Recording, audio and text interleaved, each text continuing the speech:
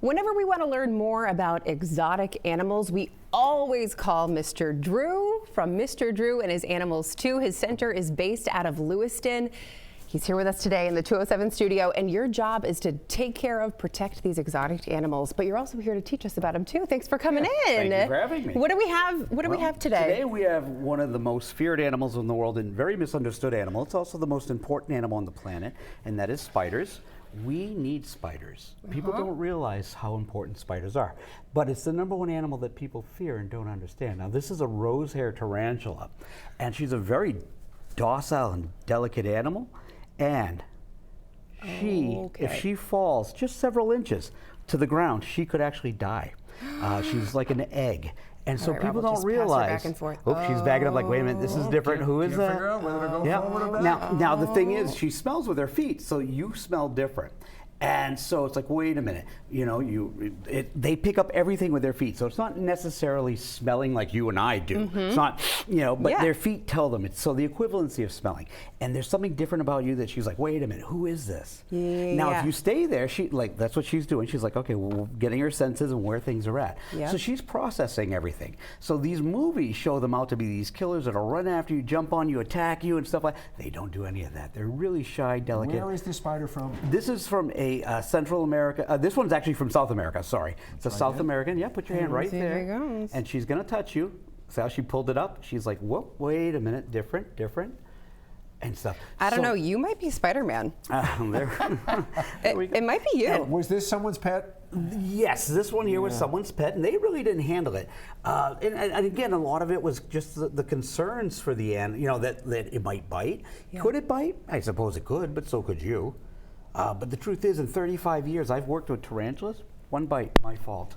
They don't want to bite something they're not going to eat. They're very docile and shy animals. They seem very nice. But you've got 2 more animals. Yes, we do. On to those. All right. And again, the reason that we have Mr. Drew on with us regularly is to educate people.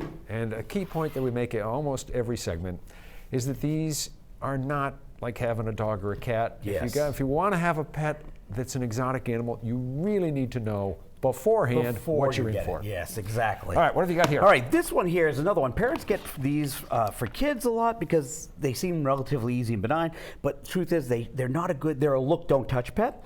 And I'm going to put it right on the table here. It looks like a little blob of Play-Doh. It really does. And stuff, and it's not an overly active animal.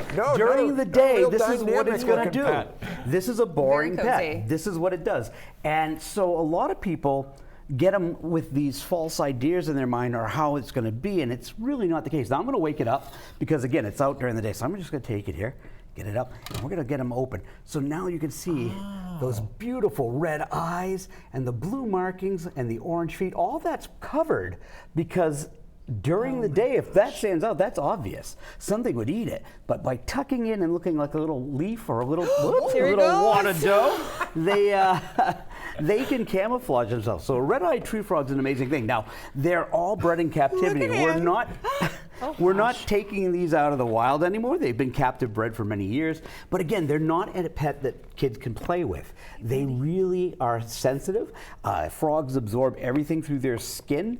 I know what's on my hand, so I'm not worried about it too much, but we don't let people touch our frogs for that reason. I don't know what anybody's done.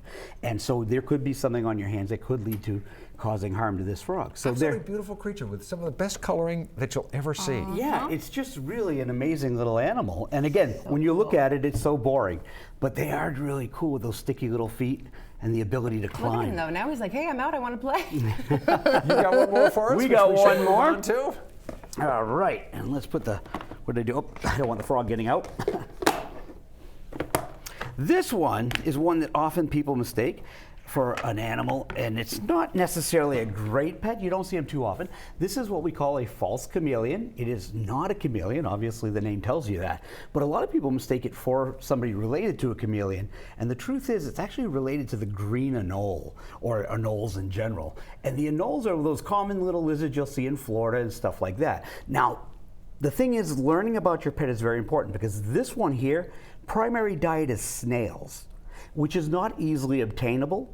So a lot of people get these and they end up starving to death because if they're a wild caught and not captive bred, they will not eat readily. And it's a challenge. And this is why, you might see something available, that doesn't mean we should buy it. We got to learn about it first. And so this one here, fortunately, takes a lot of things. Now, the males have this dewlap they can flare out. He was doing it earlier, where he flares it out, and you can use that to show off. His colors are very cryptic, meant to blend in with the moss and the lichen on trees and stuff like that. So it's really cool. An amazingly well camouflaged animal, but it is an owl and not a chameleon. Again, the lesson is, before you get one of these as a pet, make sure you know what you're doing and you know that you can feed it and take care of it and do all the other things you need to do. We've got more information about Mr. Drew and his animals too. He travels around the state doing educational exhibits and talks around for kids, adults, and a whole lot more. More information on our website or app. Drew, thanks so much. Thank you. Pleasure, as always. Thank you very much. Stay with us, back with more of 207 in a moment.